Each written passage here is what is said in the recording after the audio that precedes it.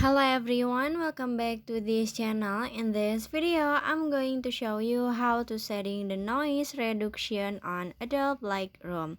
Now let's get started. First, after you open your Adobe Lightroom and add a photo that you want to edit, if you wanna setting noise reduction, it's so pretty simple. So you just click on the details at the bottom.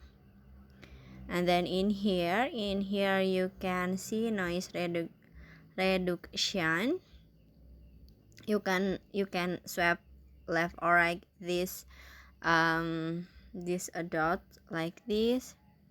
You can see this is the before and this is the after. This is the before like this, and this is the after.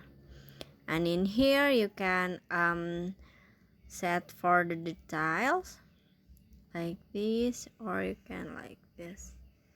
Okay, you can see this is the before like this, and this is the after like this, and finish. So that how to setting noise reduction on Adobe Lightroom. I hope you found this video to be helpful. If you enjoyed the content, please consider like, comment, and subscribe down below. Bye bye.